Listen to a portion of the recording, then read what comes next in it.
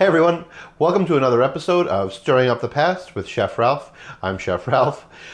In case you're just new to this series, what I've done is I'm going through the series of magazines, The American Cookery, from the Boston Cooking School, and these date to around 1915 to 1917. I bought a whole bunch of them, so we're going to be working through them to see whether or not some of these recipes have a place in today's dining room or breakfast table or whatever. Today we're going to be doing a soup because we're getting into the winter season now, so we'll see. I found this one. It's called Pimento Bisque. So in recently, pimento cheese has been a really big thing. So my thought, maybe Pimento Bisque, maybe that's going to be something interesting. So it's a very weird recipe. I've got a double boiler going. It uses seemingly, again, I've read through the recipe, but I've never done this recipe before. We're doing it together. We're figuring it out as we go. I'm going to try and not reference the magazine. I'm pretty sure I have the method in my head. It's a weird one, using rice as a thickener. So you're going to take half a cup of rice and parboil it. Discard the water. The pimentos, it says you're going to take 6 cans of pimentos. You're going to boil them, drain it, rinse it, boil it, drain it, rinse it. And the only reason I can think about this is because all of the different preservatives and stuff and flavoring that's in the pimento, you want most of that out. So I've done that already to save the time. You don't need to see me boiling pimentos. That's a little out there. I've got the double boiler going. So wow, I don't think blenders were invented yet because a lot of things get pushed through a sieve. And in the back of this video, in the back of this magazine, it does say puree towards the end. So I think he just wants this stuff pureed, but we're gonna give it a go, and we're gonna push some of this. That was presumptuous to do all of that at the same time. To push these pimentos through a sieve. While this is happening, we want to take 3 pints of milk. That is going to be our liquid base. So we're going to take the double boiler, put it on medium, and as you can see, it's just a pot within a pot. And we're going to do 6 cups of milk, or 3 pints, because there's 2 pints to a something. Those are the measurements. So we've got the 3 pints of milk, which is 6 cups. That's what it is. 3 pints of milk, 6 cups. It says to half an onion, remove the skin, and put it in the pot with the milk. Onion milk. Gotta love me some good onion milk. All right. I'm sorry. I'm bouncing back and forth. Trying to find what I would like to use to try to smash this through the sieve. We're gonna go with this ice cream scoop. I feel like that may help. All right, let's just smash it through.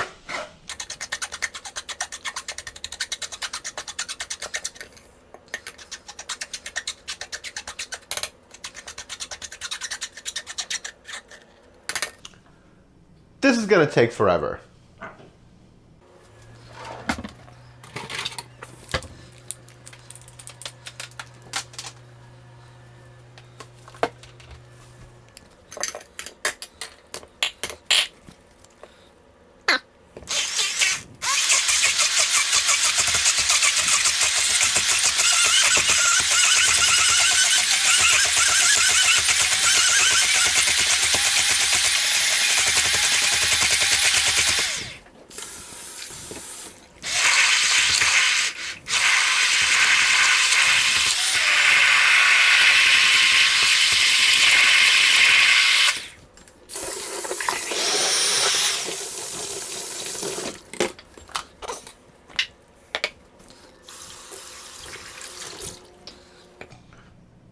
Okay. So now we'll put it through a sieve just to get out any of the particles, the loose pulpy particles and whatnot.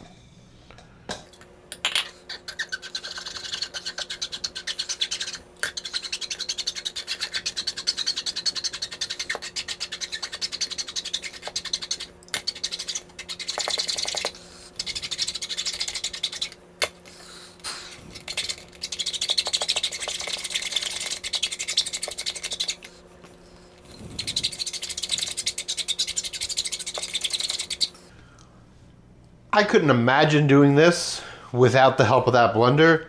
Like, when whoever made this soup to begin with, when it was done, they must have been revered as a god, or had, the upper body strength of an Olympian. Because my arm is just burning from this. Crazy.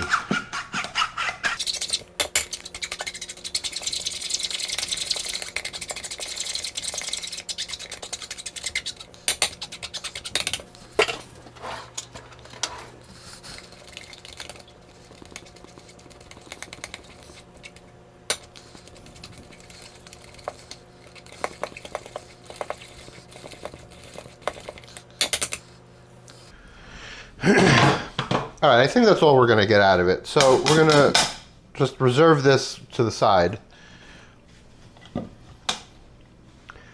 Now, in that double boiler, we need to do a half a cup of rice. Sorry, this is prior.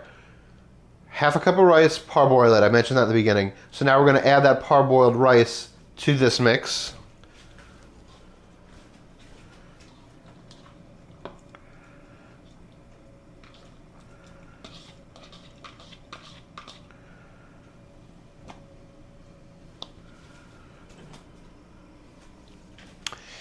Now, seemingly, this rice is going to become a thickener because it wants me to push this through a sieve also.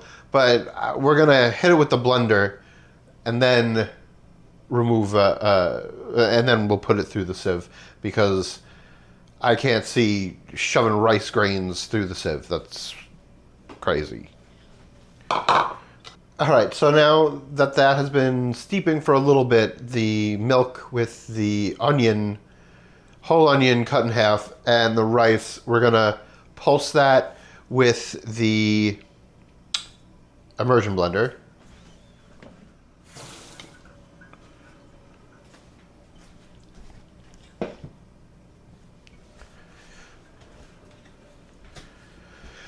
We're gonna remove the onion, because apparently it's done its magic of adding essence to the broth.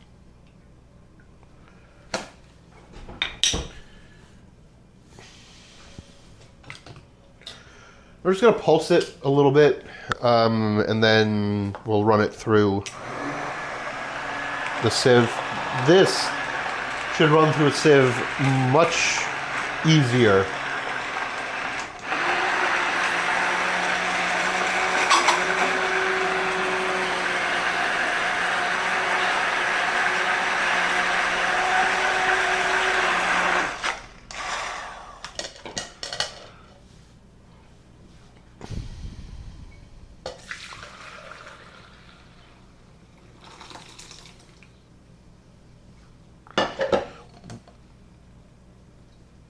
That really didn't do much of anything to the rice. We're gonna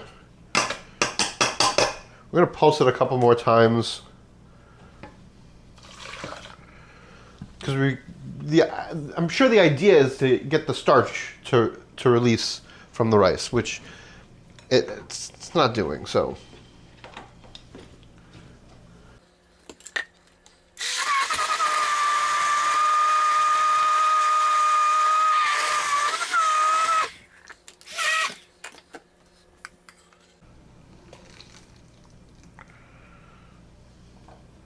It was a little bit better. It's really not great. I'm not digging this whole recipe, but we're gonna persist and carry through. I'm sure back in the day they would have done something with that rice pulp, make gruel out of it or something.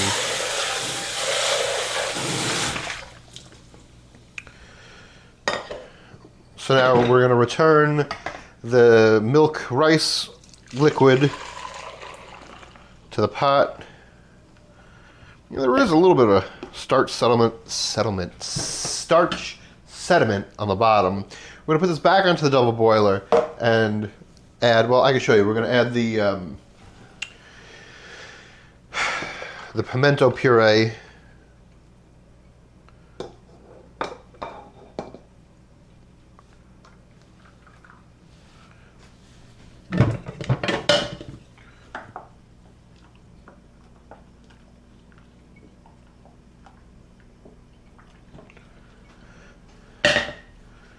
Now it's going to go back on a double boiler.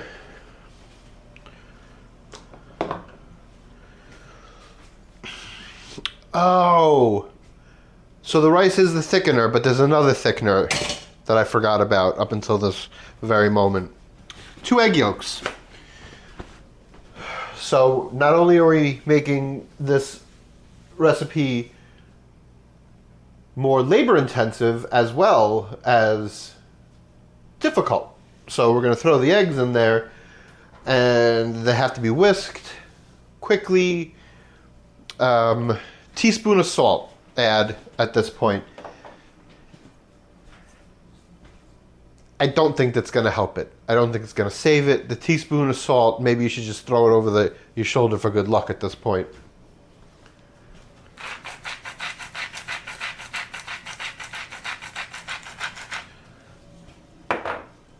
All right, let's stir it. Let's see where we're at.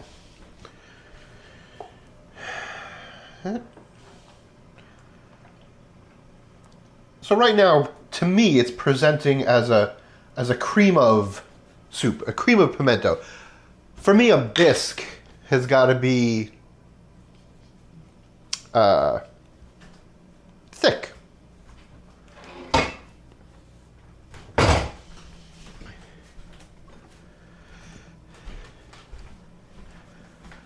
Let's optimistically stage a bowl.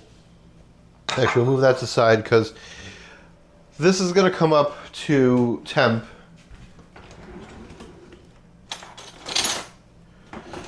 Let's just see what we're working with here. Obviously we don't want it to boil, so that's why we're using the double boiler. But we want a good temperature for the eggs to react. Yeah, we're good. We're in the 130s. By the time I get back there, we'll be at a good proper temp. Let me grab a whisk. And maybe a prayer. So we're going to kill the heat. We're going to grab this. We're going to bring it over here for you guys to see.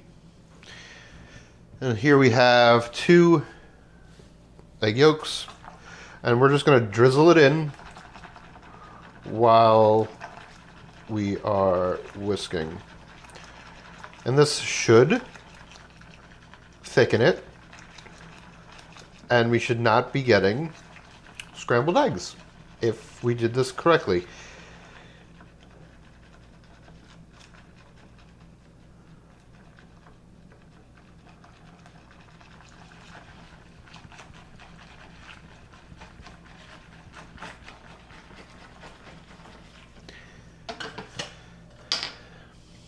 All right.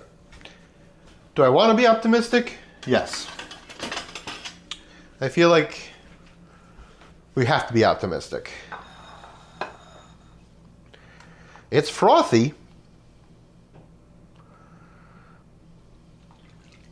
That is way too milky to be a bisque. Maybe I didn't do the starch properly. So texture aside, let's see what we're doing taste-wise. Cheers.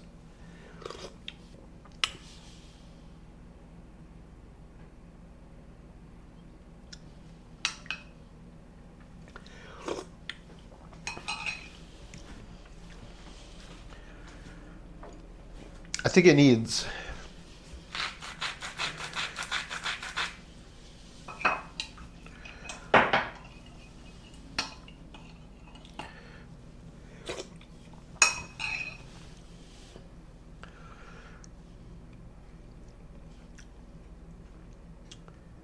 All right. This could be good with some tweaking. Texture aside, flavor, not good. It's really not a great flavor. There isn't a lot there. I would like to taste the peppers more. Maybe more peppers, maybe rinsing them less. I don't know what, 100 years ago they were putting into the peppers that they wanted to get out so much, but flavor, it must have been flavor because all the flavor is nearly gone. All right. And now a few words from today's sponsor. White House Coffee and Tea. You are doing both us and your friends a kindness by recommending White House Coffee and Tea. None at a better price. Turn your customers into friends with White House Coffee and Tea, brought to you by the Dwight Wright Company, Boston and Chicago. And now back to stirring up the past on Chef Ralph's Realm. All right, well, that just about does it. With some minor rehab, this could be a decent recipe. I would add a little bit more starchiness to it. Maybe let the rice cook more. According to this, there wasn't enough cook time. I'd like to thank today's sponsors, White House Coffee and Tea. Turn customers into friends. As always, I'm Chef Ralph. This is Stirring Up the Past with Chef Ralph. If you like my channel, like, subscribe, and follow. Hope to see you soon. Bye-bye.